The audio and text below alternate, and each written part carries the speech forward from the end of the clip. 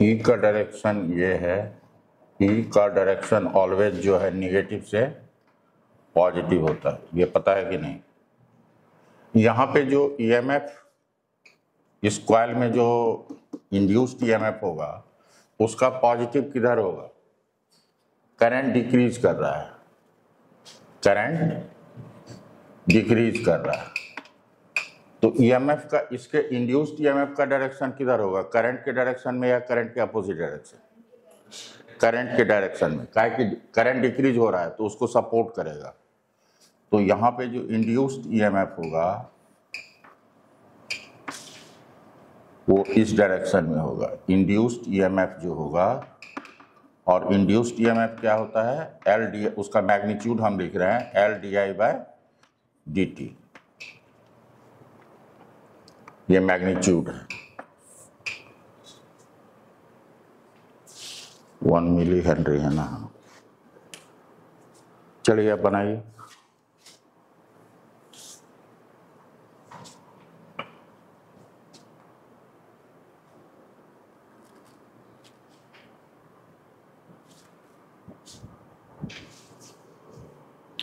मान लीजिए, जल्दी बनाइए।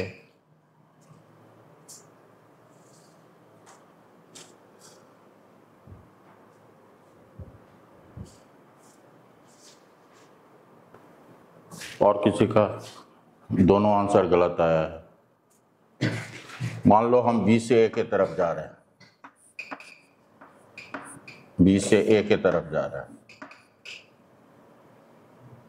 तो क्या लिखेंगे, फाइनल क्या हुआ, A B A minus B B, B से हम ए आ रहे हैं तो करंट के डायरेक्शन में क्या होता है, टू माइनस आएगा। उसके बाद यहाँ पे क्या होगा, ईएमएफ के डायरेक्शन में प्लस होगा, L D I by D T का मॉड।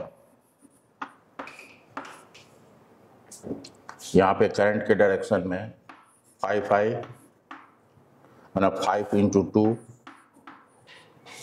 यहाँ पे अपोजिट है तो माइनस होगा। उसके बाद यहाँ पे करंट के डायरेक्शन में है -3i और यहाँ पे ईएमएफ के डायरेक्शन में है +12, तो ये हो गया -4, 1 मिली हेनरी है तो 10⁻³ और D I by D T कितना है, 2 इंटू 10⁻³ माइनस, तो 10⁻³ ये कैंसिल हो जाएगा, ये हो गया -10 -15 और 3i है तो ये 6 हो जाएगा +12,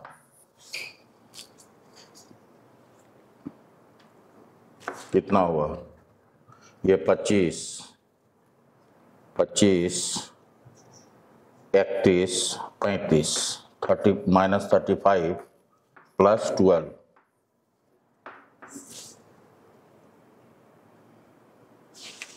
-4 +5i -15 6 +12, ठीक है जी।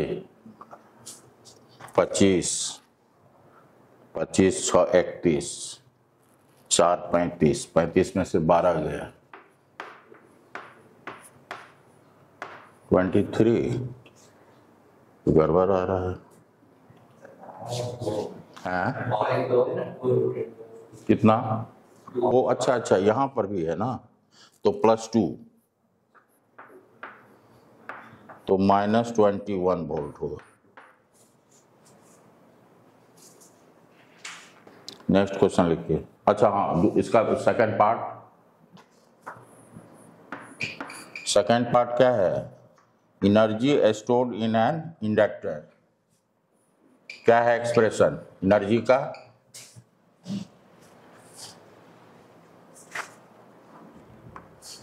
एनर्जी का क्या एक्सप्रेशन है बोलिए, ½ L राइट, ½ L I का स्क्वायर, हाफ ये है मिली हेनरी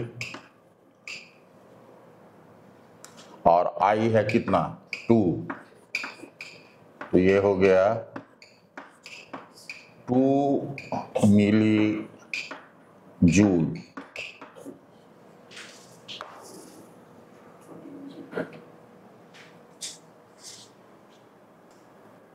देखिए magnetic flux of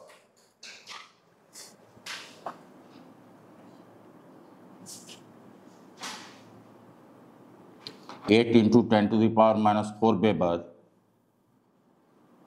a magnetic flux of 8 into 10⁻⁴ Weber is linked with each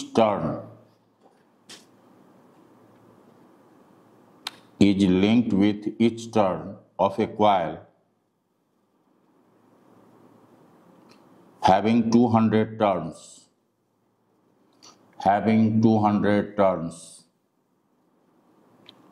When there is an electric current of 4 ampere, in it,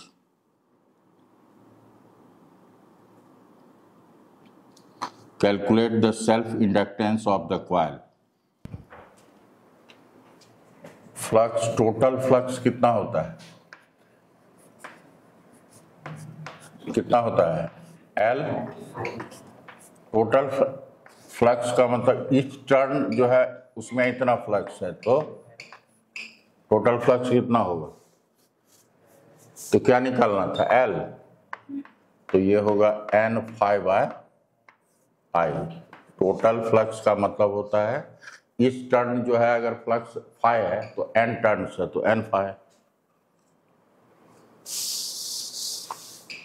तो N कितना है? 200। N कितना है? और फ्लक्स 8 इंटू -4 बाय 4 एम्पियर। 4 दूनी 8 हो गया। 4 इंटू 10⁻⁻²,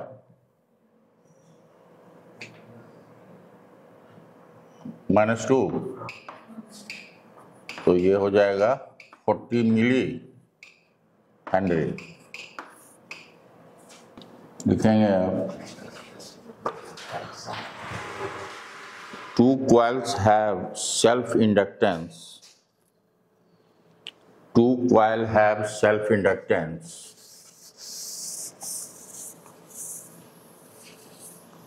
मतलब इतना simple question, I equal to Li।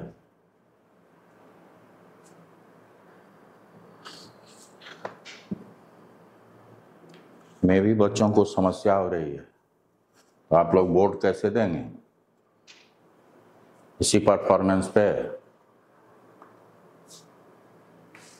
Inductance L1 equal to 8 milli henry और L2 equal to 4 milli henry. Current in both the coils is increasing at the same rate. अरे लिखो ना, तुम इधर लिखो ना। 2 coils have self-inductance.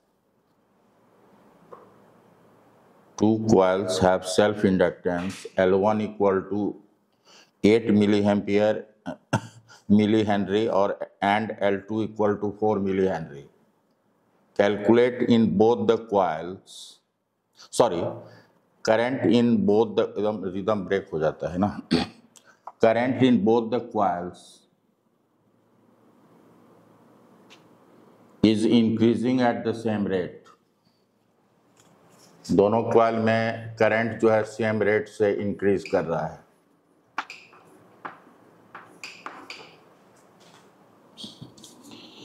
At an instant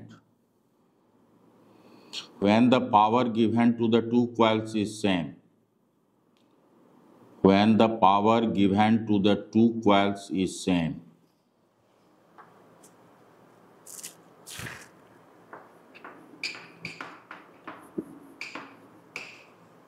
power same है, find first ratio of current in the inductor. I1 by I2. Second, ratio of potential difference, V1 by V2. Third, ratio of energy stored, U1 by U2.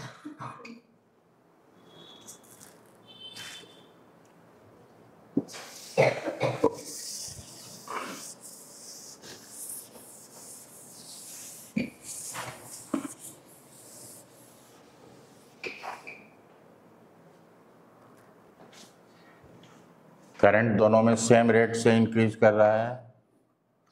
उसके बाद ये दिया हुआ है power जो है वो दोनों कॉइल में सेम है। When the power given to the two coils is same,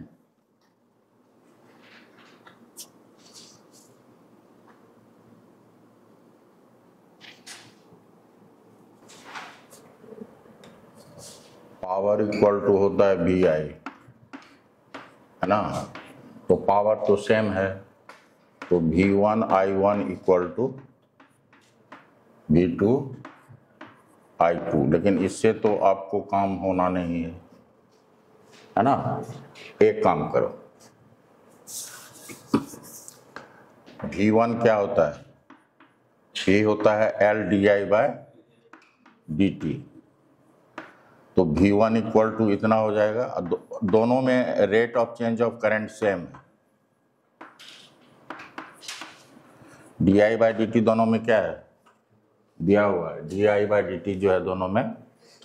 तो V1 बाय, अगर V1 बाय V2 करोगे तो ये कितना होगा, L1 बाय L2। तो L1 है 8 बाय 4, तो ये होगा 2:1। सेकेंड का आ गया। अब पावर अगर इक्वल करें तो V1 I1 equal to V2 I2। तो I1 बाय I2 कितना हो जाएगा, V2 बाय V1, ये ना। तो V2 बाय V1 क्या हो जाएगा, तो ये हो जाएगा 1/2 और V1 बाय V2 2:1।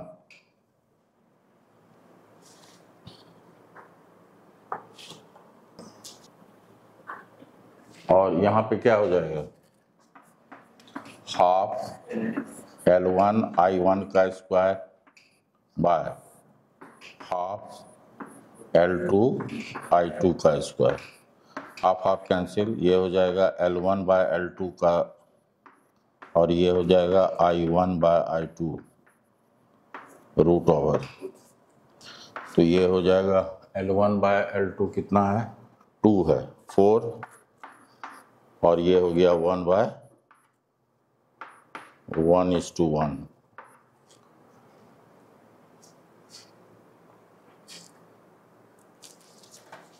ठीक है कि गलती हुआ क्या, L1 बाय L2 2 है ना। तो ये हो गया L1 बाय L2 कितना हुआ, 2 हुआ ना, और I1 बाय I2 1/4, तो 1/।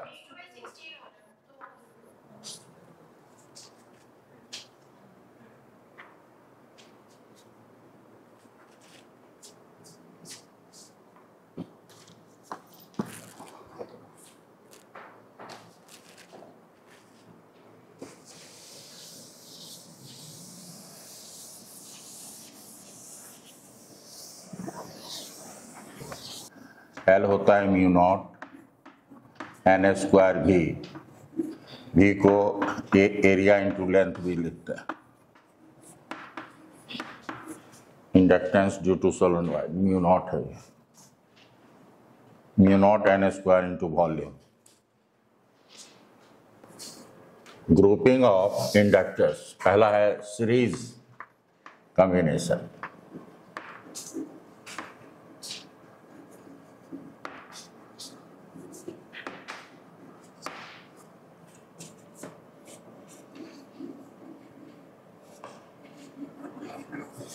अगर एंड टू एंड कनेक्टेड रहता है, जैसे आप रेजिस्टेंस का पढ़े ही हो,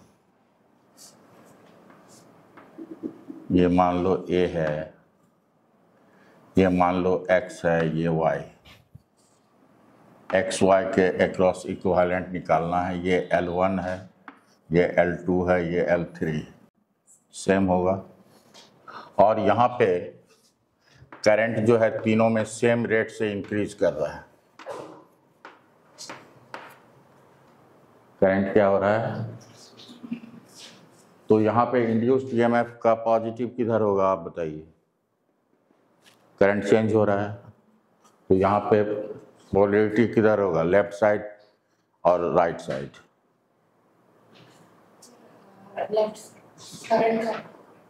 लेफ्ट साइड क्या होगा, पॉजिटिव कि नेगेटिव? पॉजिटिव। क्यों होगा?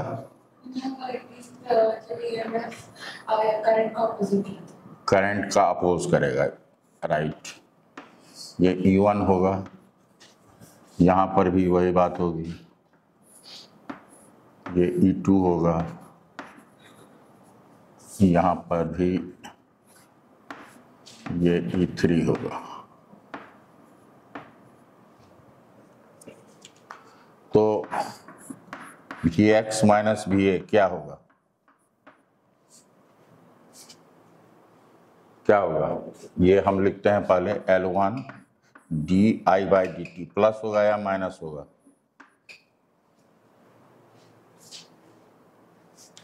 Vx माइनस Va यहाँ प्लस होगा कि माइनस होगा?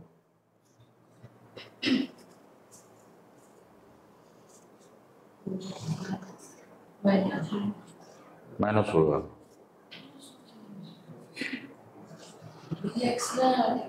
एक्स का पोटेंशियल क्या है, हायर कि लोअर? तो हायर में से लोअर वैल्यू जाएगा तो क्या होगा?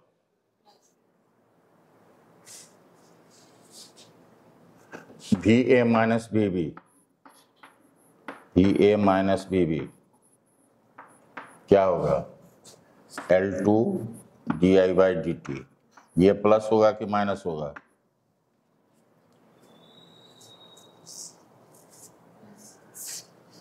क्या कि ए हायर पोटेंशियल पे है। अब Vb माइनस Vy ये होगा L3 di/dt। इस तीनों को अगर ऐड हम कर दें तो Vx माइनस Vy हो जाएगा। ये हो गया L1 plus L2 plus L3, ये हो जाएगा di/dt। अब तीनों को जगह पे हम लोग एक्स वाई के को एक सिंगल इंडक्टर से लगा दें। ये है एक्स, ये है वाई, ये LS है, और इसके अक्रॉस उतना ही पोटेंशियल डिफरेंस होना चाहिए जितना पहले था। तो यहाँ से Vx माइनस Vy, यहाँ पे करंट ऐसे जा रहा है, तो यहाँ पर भी ये होगा प्लस, ये होगा माइनस, तो ये होगा LS di/dt। इसको A कहते हैं, इसको B कह रहे हैं। तो इसके जगह पे क्या लिखेंगे? यही एक्चुअली Vx माइनस Vy क्या है? V है। Vx माइनस Vy कितना है? ये V ही है। तो from equation A and B क्या हो जाएगा?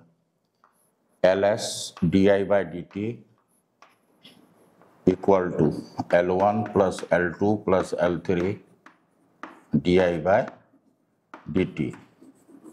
तो ये कैंसिल हो गया। Equivalent inductance of the series combination वही होगा जैसे रेजिस्टेंस का सीरीज होता है।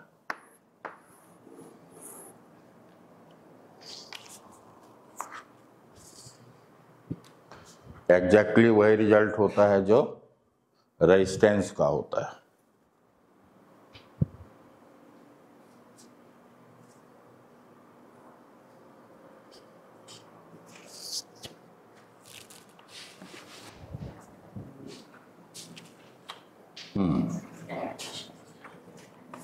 सेकेंड में लिखोगे इंडक्टर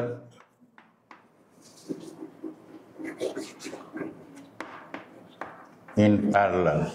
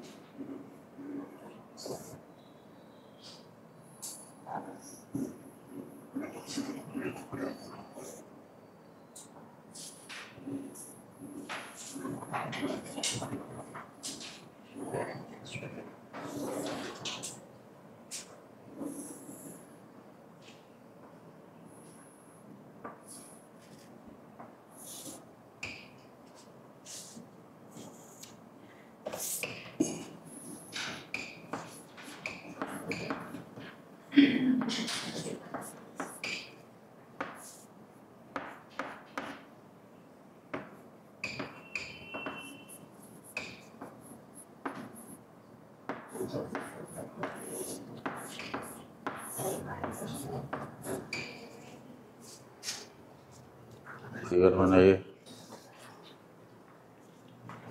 इसमें मान लीजिए I1 गया, इसमें I2 गया, इसमें I3 गया।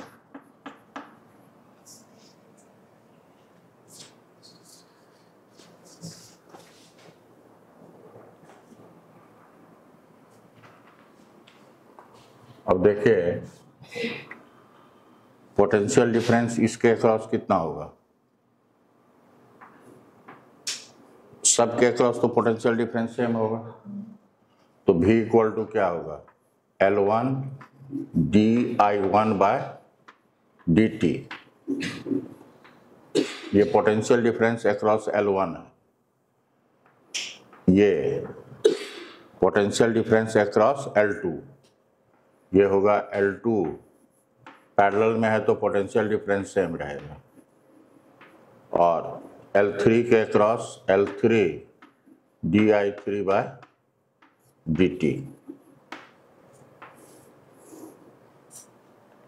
सभी के अक्रॉस पोटेंशियल डिफरेंस निकाल लिया। जैसे रेजिस्टेंस में करते हैं एग्जैक्टली वही है। I इक्वल टू क्या होगा, I1 plus I2 plus I3। इसको डिफ्रेंशिएट कर दो, di by dt equal to di1 by dt plus di2 by dt plus di3 by dt। अब हम इस तीनों को रिप्लेस कर देते हैं LP, और इसके अक्रॉस उतने ही वोल्ट का पोटेंशियल डिफरेंस करते हैं, और इसमें टोटल करंट I है। तो यहाँ पे इसके अक्रॉस पोटेंशियल डिफरेंस क्या होगा, ये हो जाएगा LP di बाय dt। अब आओ d, यहाँ से di1 बाय dt लिखोगे तो क्या होगा, V बाय L1। सेकेंड से लिखोगे V बाय L2, यहाँ से लिखोगे V बाय L3। समझ में आई। यहाँ से di1 bye dt V bye L1, यहाँ से di2 बाय dt कितना हो जाएगा, V बाय L2, यहाँ V बाय। और इस इक्वेशन से देखो di बाय dt लिखोगे, इसको 1 कह रहे हैं और इसको 2 कह रहे हैं। फ्रॉम इक्वेशन 2 di ये हो जाएगा V by LP, V cancel, 1 by LP equal to 1 by L1 plus 1 by L2 plus 1 bye.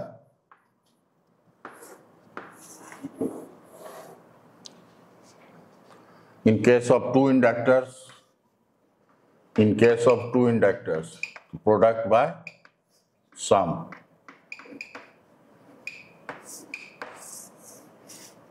If L1 equal to L2 equal to L, तो इक्विवेलेंट कितना हो जाएगा, L/2।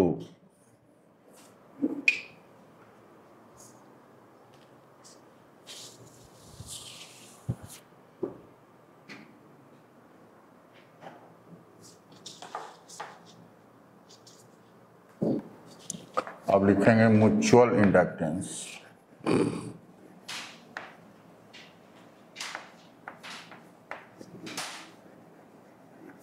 Mutual induction.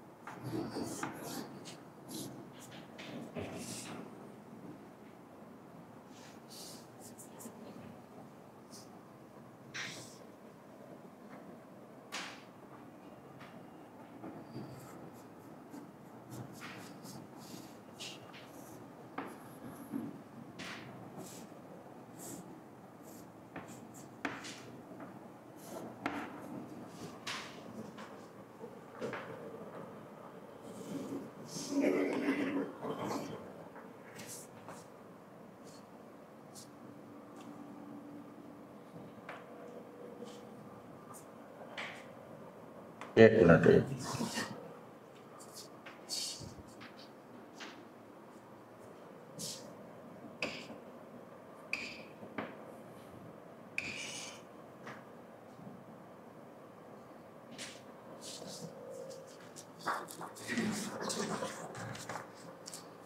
Three dimensional type का जो figure होता है ना,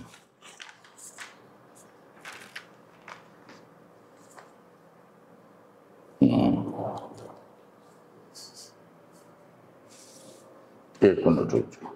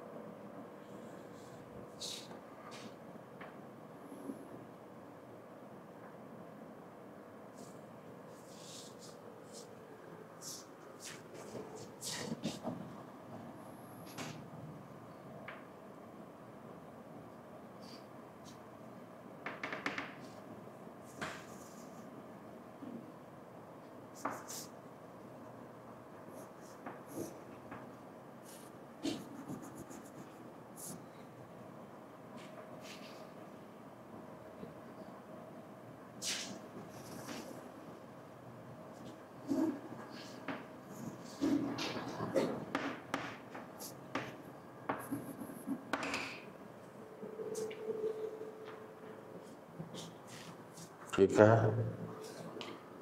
current ऐसे फ्लो होगा, ये पॉजिटिव, ये नेगेटिव है, ये पॉजिटिव है, करंट ऐसे फ्लो होगा, ये ऐसे जाएगा,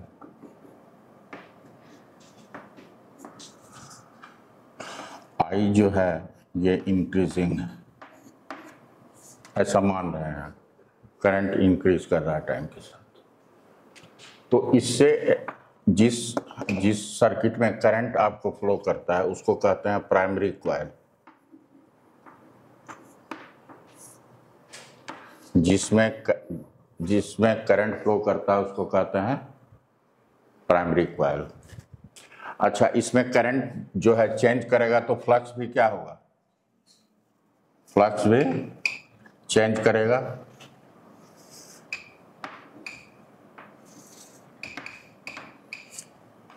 तो इससे एसोसिएटेड फ्लक्स जो है ये भी चेंज करेगा।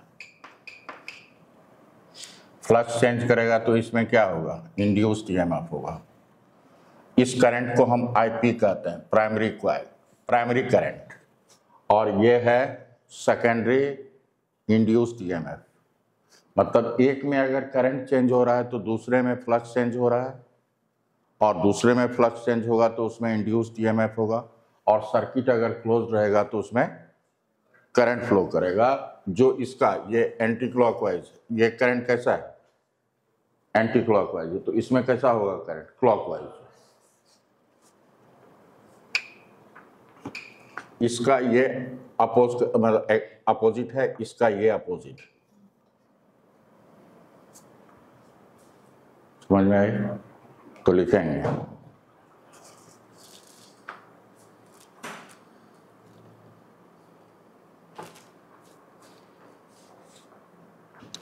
the phenomenon by which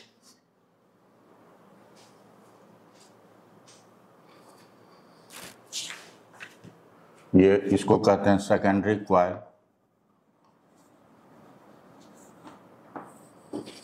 secondary coil उसको कहते हैं जिसमें फ्लक्स चेंज होता है। प्राइमरी क्वाइल उसको कहते हैं जिसमें करंट फ्लो होता है।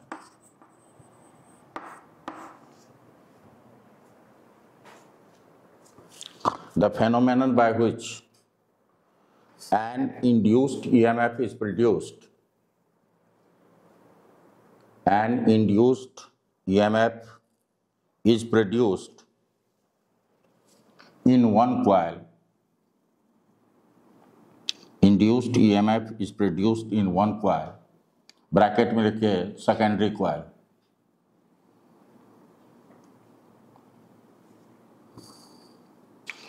due to change in strength of current, due to change in strength of current flowing through another coil, due to change in strength of current flowing through another coil, bracket में लिखिए called primary coil।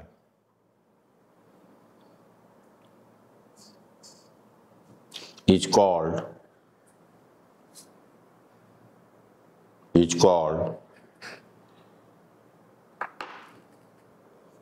mutual induction।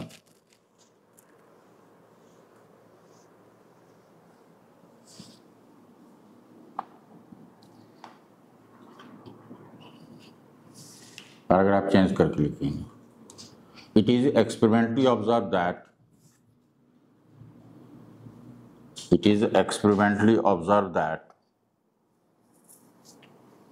when a current I, IP लिखिए, IP flows through one of the coils, a flux, यहाँ पे phi s कर दो, a flux phi s is linked with the another coil such that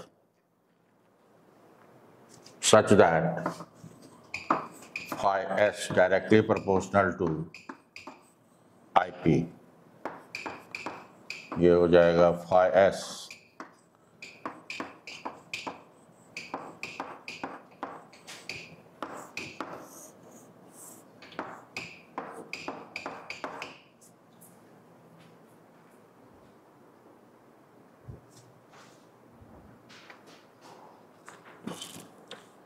लिखेंगे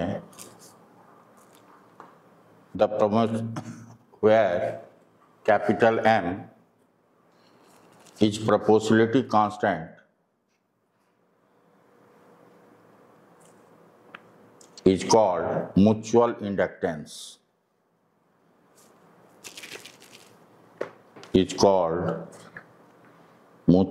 inductance,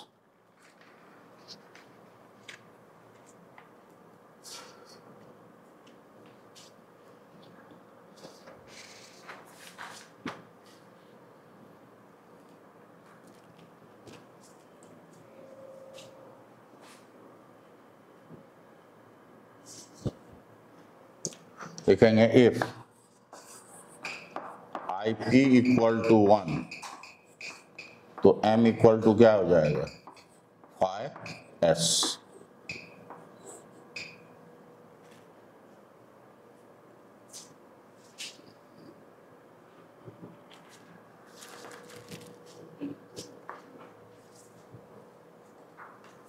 अगर primary coil को unit current लें तो M इक्वल टू क्या हो जाएगा, फाई एस। तो लिखेंगे आप 10 mutual inductance is numerically equal to 10 mutual inductance is numerically equal to the flux linked with one circuit when unit current flows through other circuit।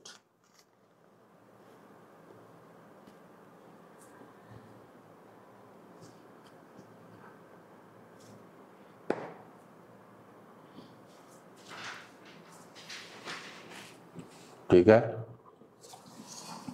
उसके बाद आइए लिखेंगे from Faraday law of electromagnetic induction. ये primary coil है, ये secondary coil. जिसमें current flow होता है उसको प्राइमरी कॉइल कहते हैं, जिससे फ्लक्स चेंज होता है या इंड्यूस्ड ईएमएफ होता है उसको सेकेंडरी कॉइल कहते हैं। From Faraday law of electromagnetic induction, induced EMF in secondary coil is equal to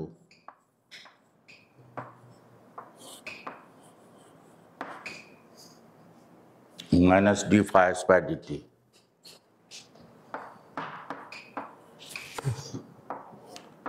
d by dt phi s क्या होगा, MIP।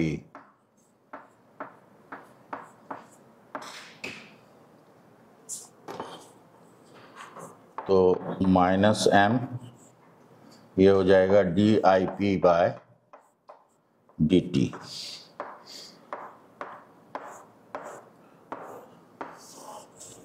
निगेटिव साइन क्या बता रहा है, अगर करंट इंक्रीज, बात समझ में आई। अगर यहाँ पे डिक्रीजिंग होता हाँ तो इसका भी करंट अपोजिट हो जाता, तो ये नेगेटिव हो जाता, ये पॉजिटिव हो जाता है। तो लिखिए उसके यहाँ पे इक्वेशन 2 हुआ ये, तो लिखते हैं if DIP by DT equal to 1 that implies M equal to, इसका मैग्नीट्यूड लिख रहे हैं, सॉरी M का मैग्नीट्यूड जो हो जाएगा वो हो जाएगा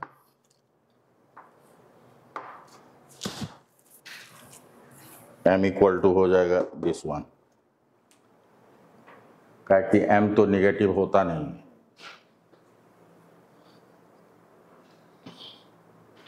लिखेंगे 10 the coefficient of mutual induction, 10 the coefficient of mutual induction, 10 the coefficient of mutual induction.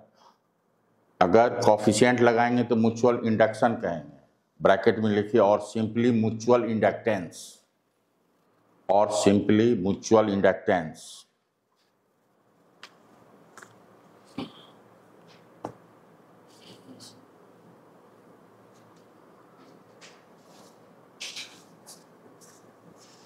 is numerically equals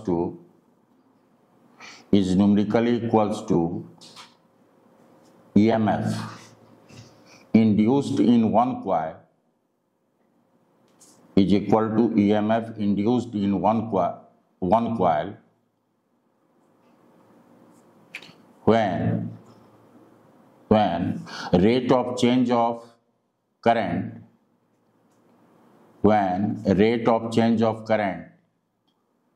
in the other coil is unity। हाँ, one unity means one।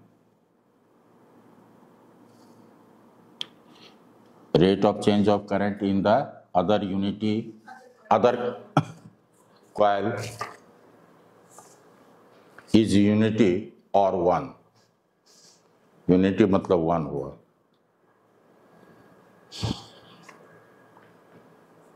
अब नोट में लिखिएगा जरा।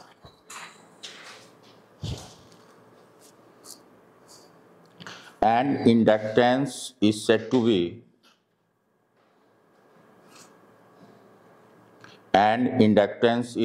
be ideal if it has no resistance. If it has no resistance, bracket में लिख लीजिए R = 0। वैसे ये आइडियल केस है। कोई भी इंडक्टर जो होता है, जरा ध्यान दीजिएगा, कोई भी जो इंडक्टर होता है उसमें L भी होता है, R भी होता है। ये एक आइडियल केस है।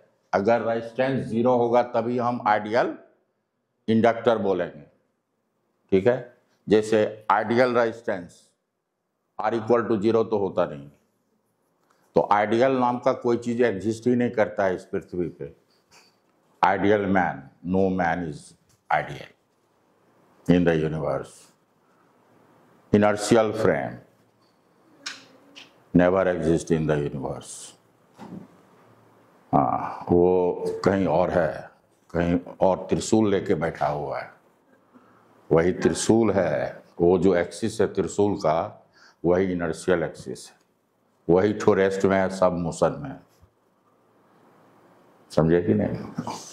All object in the universe are moving relative to each other. हाँ, उसके बाद लिखेंगे in practice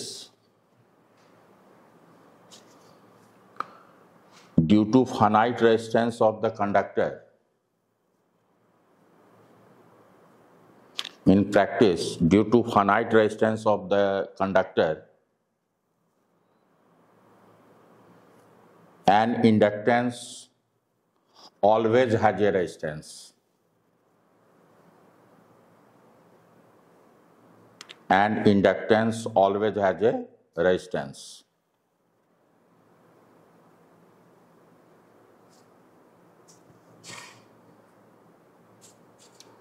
That is, one cannot have inductance without resistance.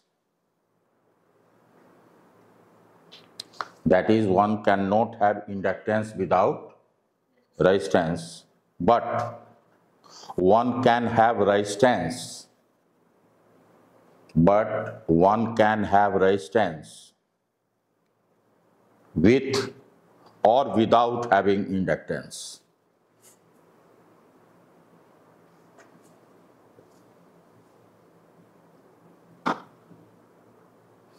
R हो सकता है with inductance और without inductance, but inductor cannot have without resistance. लेकिन इस चीज को माइंड में रखिए, जो आइडियल इंडक्टर किसको कहते हैं? आइडियल इंडक्टर कहते हैं जिसको R0 होता है। वो एक थ्योरेटिकल कॉन्सेप्ट है, प्रैक्टिकली एग्जिस्ट नहीं करता है।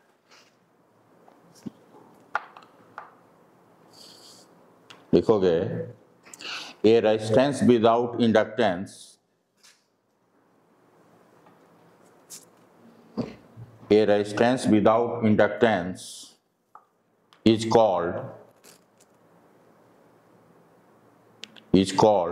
non-inductive resistance. Non-inductive resistance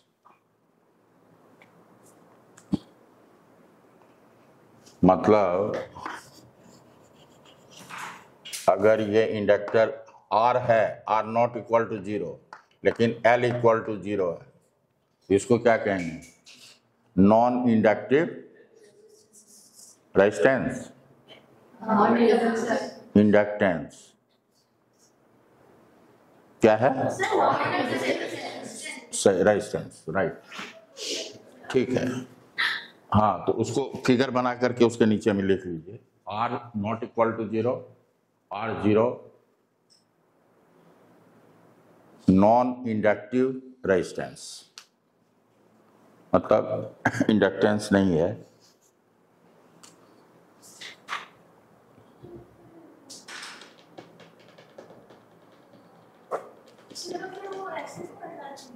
कैसे? नहीं नहीं, क्या है? ये है ना, इसमें दोनों रहता है, आर एल दोनों रहता है, लेकिन अगर एल 0 है तो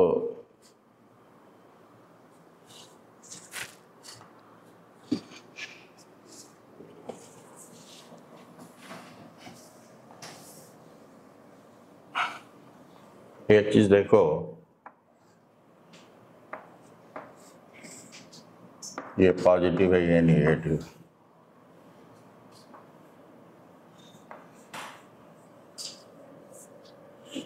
यहां पे ना ही R0 है ना ही L0, ठीक है। लेकिन अगर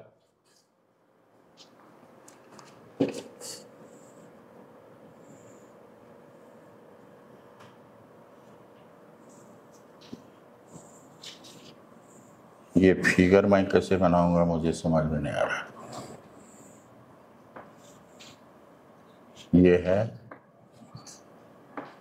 ये पॉजिटिव है, ये नेगेटिव, और इधर से ये करंट आया पॉजिटिव से, इसको फिर ऐसे कर दो, और तो ये करंट ऐसे आएगा, फिर ऐसे कर दो, इसको दूसरा कलर से करें अगर,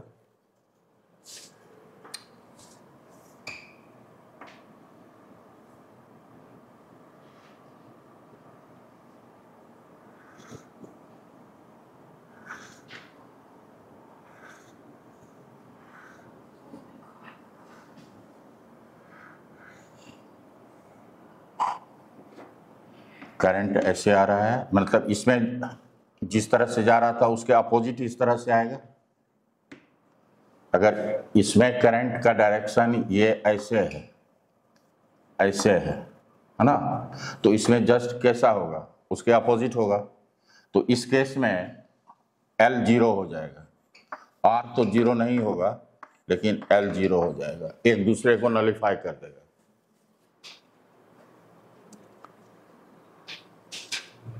कहने का मतलब ये हुआ, अगर ऐसे समझो, अगर आपको ऐसे समझाया जाए,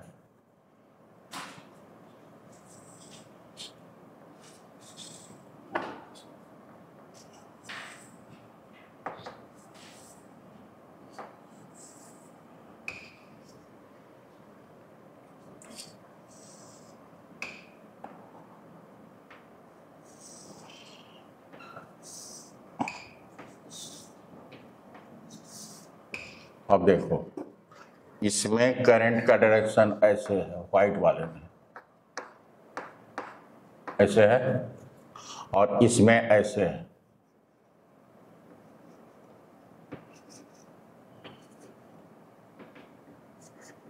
इसमें ऐसे है। तो एक दूसरे को क्या करेगा, नलिफाई करेगा। तो L क्या होगा यहाँ, L 0 होगा, but R not equal to 0।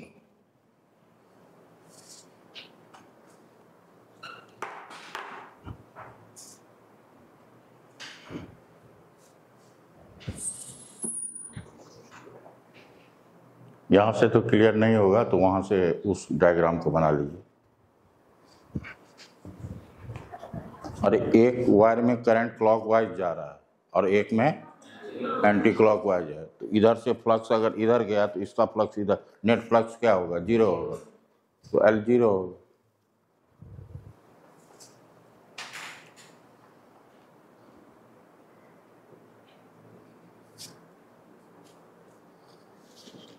इसको कहते हैं टाइट कपलिंग, नहीं जैसे ये है ऐसे क्वाइलिंग क्या हुआ और दूसरा ऐसे क्वाइलिंग क्या हुआ, तो एक क्वाइल से जितना फ्लक्स आ रहा है दूसरे से भी उतना ही फ्लक्स आ रहा है, उसको कहते हैं tight coupling, coupling COUPLING।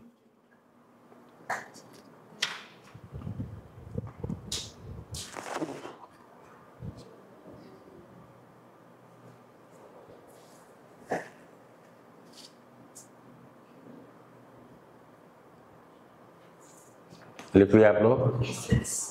Next लिखिए, the mutual inductance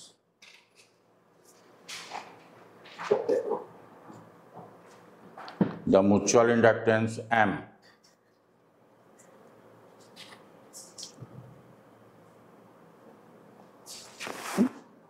the mutual inductance capital M of two coils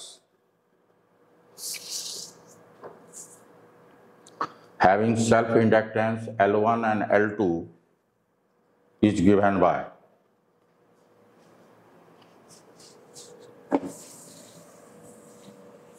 mutual inductance जो है एक कॉइल की प्रॉपर्टी नहीं होती है। म्यूचुअल इंडक्टेंस में दो कॉइल रहता है, दो कॉइल रहता है ना, एक प्राइमरी एक सेकेंडरी। तो म्यूचुअल इंडक्टेंस जो होता है वो दोनों कॉइल की प्रॉपर्टी होती है।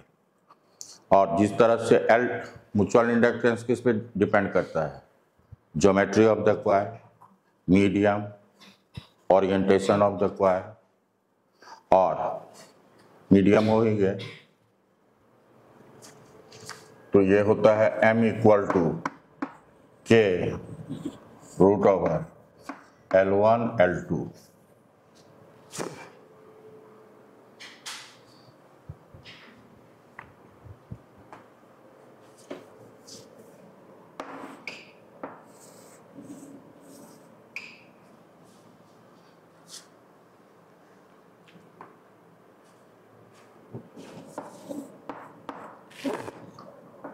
Where K is known as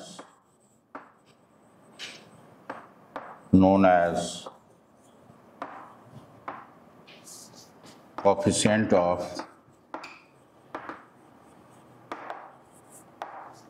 coupling।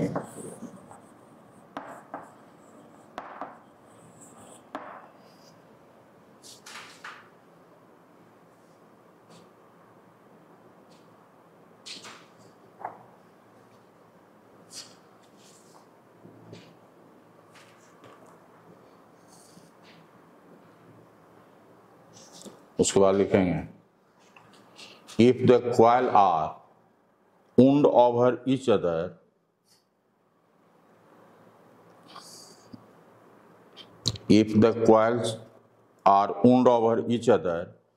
the coupling is said to be tight।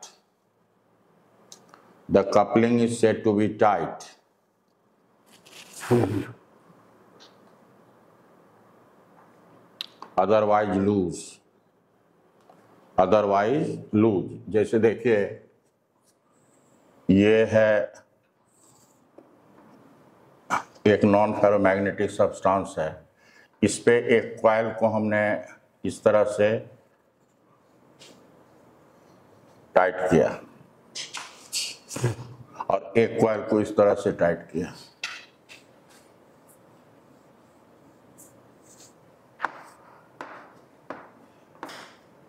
समझ में आई? एक ही फ्रेम पे दोनों टाइट है, तो ये हुआ टाइट कपलिंग।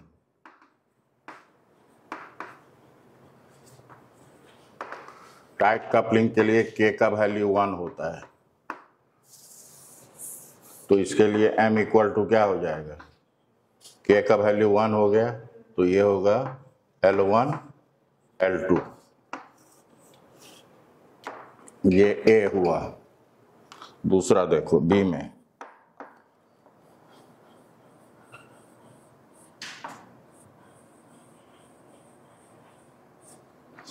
इसका फ्लक्स इससे भी एसोसिएटेड है, लेकिन 100% एसोसिएटेड नहीं है। बात समझ रहे हैं?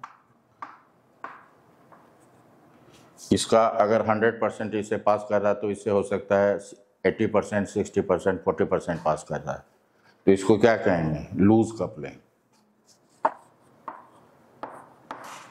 L1 ये L2 है, ये हो गया लूज कपलिंग। लूज कपलिंग का मतलब होता है कि तो ये हो गया M जो हो जाएगा इसका लेस देन L1 L2।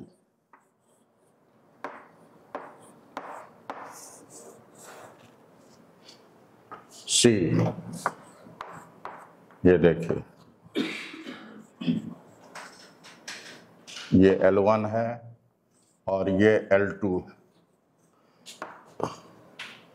इसका एक भी परसेंट इससे पास नहीं कर रहा है, तो इसको कहेंगे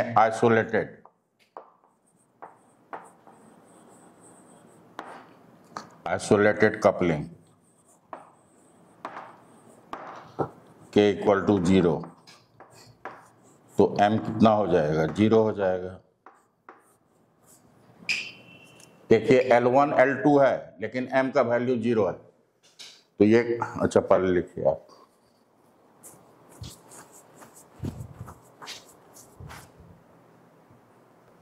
अब एक चीज देखिए, यहाँ पे L1 L2 नॉन जीरो है लेकिन M का वैल्यू क्या है?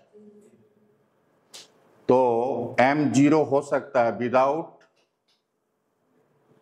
L1 L2 को 0 हुए बगैर, लेकिन अगर L1 L2 0 हो जाएगा तो M must be 0।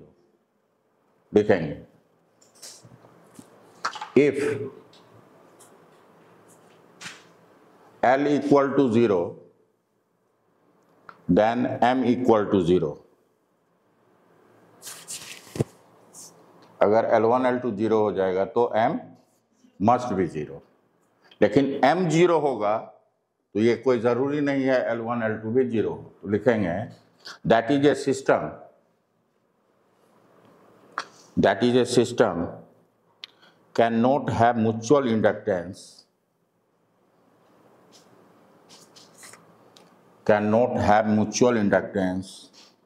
without having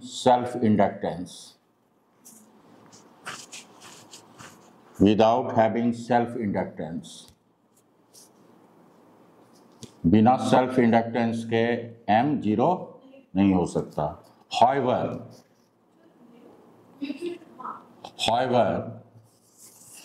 converse may or may not be true. First में लिखेगा for circular coil।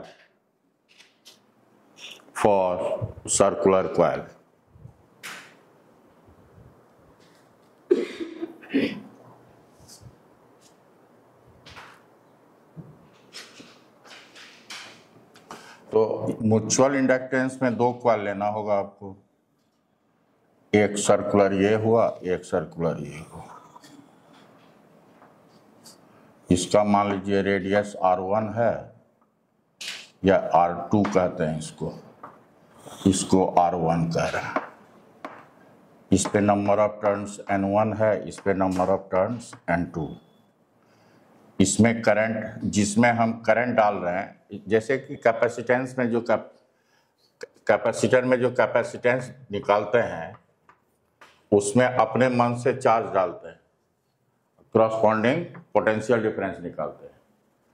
उसी तरह से इसमें phi equal to L I होता है, तो L इक्वल टू क्या होता है? तो अपने मन से करंट निकाल देंगे और उसके क्रॉसपॉन्डिंग फ्लक्स निकालेंगे। एक कॉइल में करंट डालेंगे तो दूसरे से फ्लक्स निकालेंगे। ये होगा, इसमें करंट मान लो डाले I1, तो ये प्राइमरी कॉइल होगा, तो किससे फ्लक्स निकालेंगे? सेकेंडरी से। तो इसमें I1 हमने करंट डाला, तो इससे दिखा दीजिए।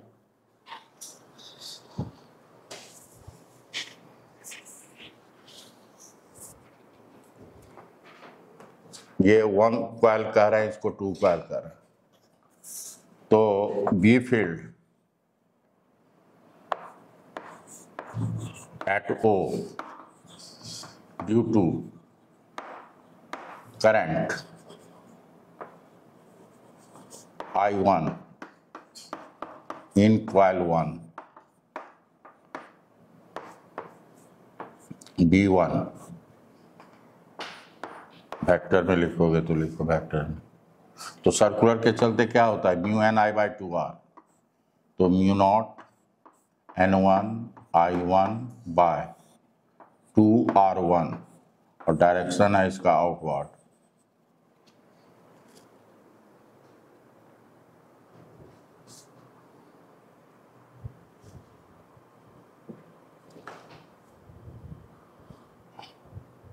प्रगति का पहले 10 मिनट देखेगी, 10 मिनट आराम से देखेगी, सोचेगी, उसके बाद कुछ करेगी। एग्जाम में भी करती हो ऐसा, क्वेश्चन देके 10 मिनट सोचती हो? तब तो 20 क्वेश्चन में एक हक्को मिनट देखी तो 20 मिनट साफ।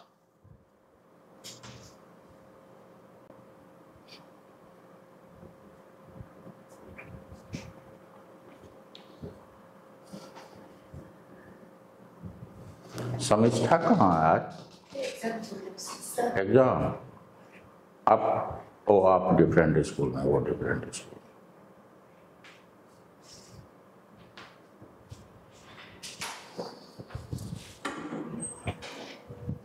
अब देखिए,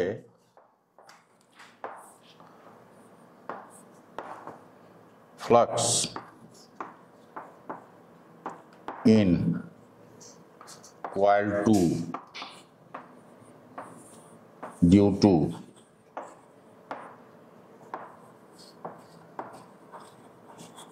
current in coil 1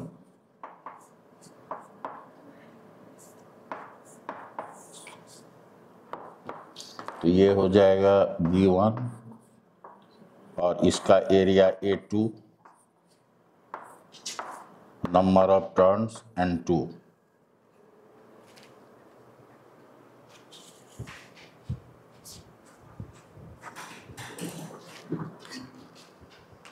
इसके चलते यहाँ पे बी फील्ड B1 हुआ, इसका एरिया A2 हुआ, इसमें नंबर ऑफ टर्न्स N2 हुआ। इसका भी एरिया जो है आउटवर्ड है, एरिया A2 वेक्टर एरिया जो है किधर है? आउटवर्ड है। तो B और A का डायरेक्शन सेम डायरेक्शन में, तो φ21 कितना हुआ? N2 B1 A2, A2 को लिखते हैं पाई R2 का whole square, N2 B1 mu naught N1 I1 by, या इसमें 2, अच्छा रहने दो, 2 भी लिख सकते थे simply, bye 2R1 into pi R2 का होल स्क्वायर। ये ठीक है, लिखिए इसको। और फाई बाय आई को ही कहते हैं M, मतलब M जो होता है phi secondary equal to current in primary होता है, तो फाई इक्वल टू MI1 होता है। तो यहाँ पे सेकेंडरी का मतलब है φ2, M प्राइमरी करंट I1 है, तो φ2 बाय I1 को क्या कहेंगे? M।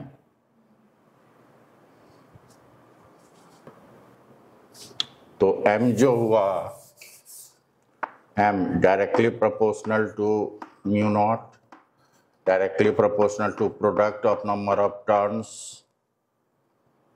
Directly proportional to A2 जिसे फ्लक्स पास कर रहा है, और inversely proportional to R1 objective के लिए।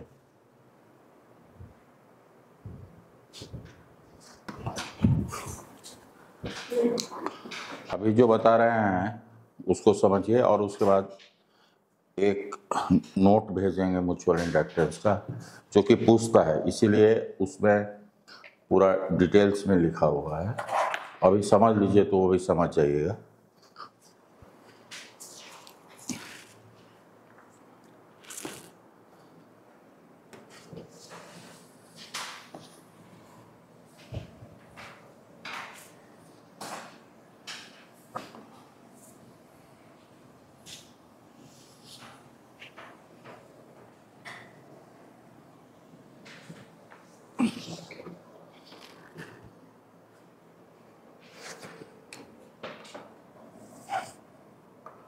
ये है सोलेनोइड,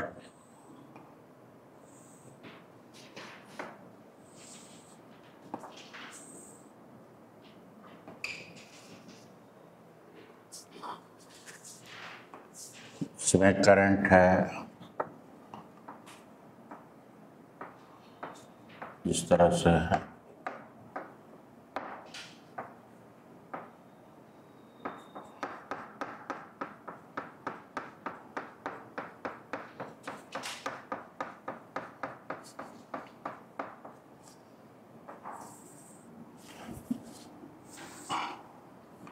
ये आपके एनसीईआरटी से थोड़ा सा डिफरेंट है, और जो भेजेंगे वो मतलब डिफरेंट कुछ नहीं है, लेकिन बता रहे हैं हम। देखो, दूसरा है सोलेनॉइड, ये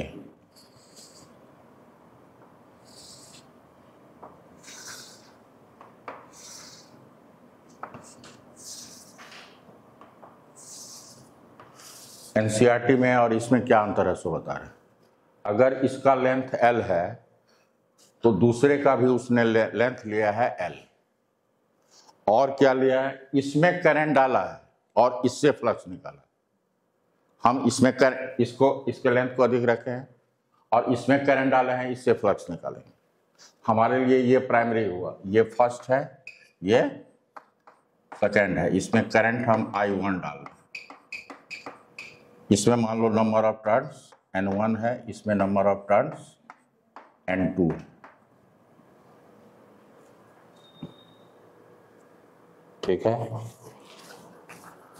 तो ये I1 के चलते यहाँ पे बी फील्ड होगा ना, तो ये हो गया B1, B field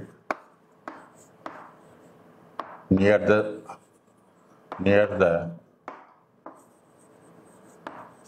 center of solenoid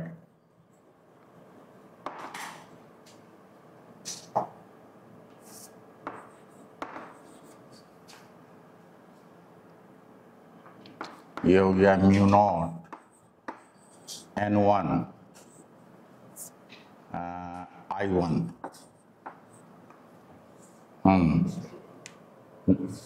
तो इसका लेंथ है L, बड़े वाले का लेंथ कितना है L1, और इसका लेंथ कितना है L2। तो N1 क्या होगा, number of turns per unit length है ना, होगा। स्मॉल n क्या होता है, number of turns per unit length, और N2 कितना हो जाएगा, number of turns per unit length. अब आओ, ये तो बी फील्ड हो गया। अब हम फ्लक्स किससे निकालेंगे, 2 से। तो flux passing through equal to due to current in coil 1। तो ये होगा B1 डॉट A2 और नंबर ऑफ टर्न्स है इसका N2।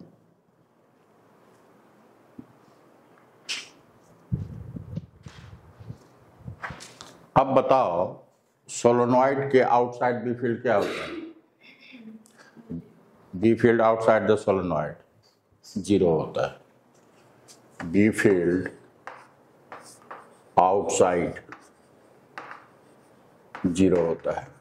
तो ये जो रीजन है इसमें बी फील्ड होगा, नहीं होगा। तो A2 का इफेक्टिव एरिया तब कितना होगा,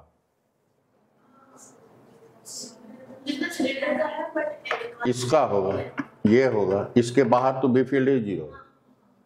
तो A2 का इफेक्टिव एरिया जो होगा वो A1 के इक्वल होगा, ध्यान देने की जरूरत है। और A1 का डायरेक्शन ये है और ये है B1 वेक्टर का डायरेक्शन। A2 का इफेक्टिव एरिया किसके इक्वल होगा, A1 के इक्वल होगा। ये हो गया N2, बी और एरिया का सेम डायरेक्शन है तो cos 0 हो जाएगा, B1 A2 cos 0, तो ये हो जाएगा N2 mu naught N1 I1, और यहाँ हो जाएगा A1, यहाँ पे लिख दो A2 का इफेक्टिव एरिया जो है A1 के इक्वल।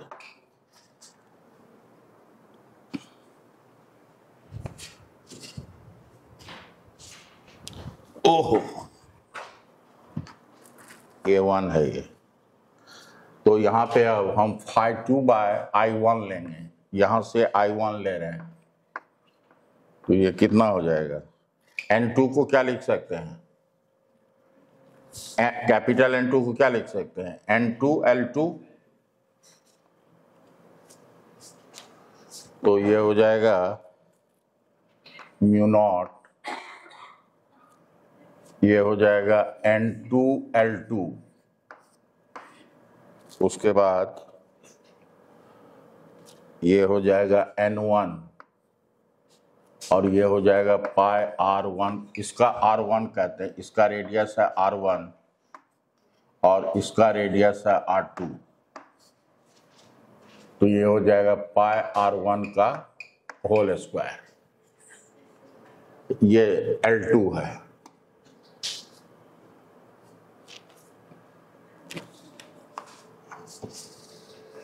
तो ये हो जाएगा M, तो M इक्वल टू हो गया mu naught N1 N2 bye R।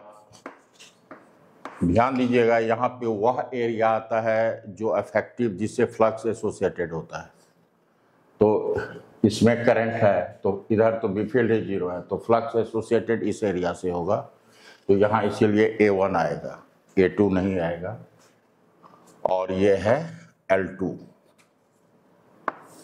ये हो गया।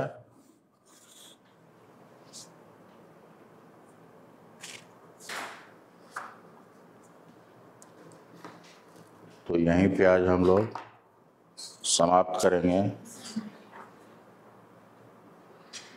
और इसका नोट्स मैं भेजूंगा 12th के बच्चों का, उसको देखिएगा, कोई प्रॉब्लम होगा तो पूछिएगा।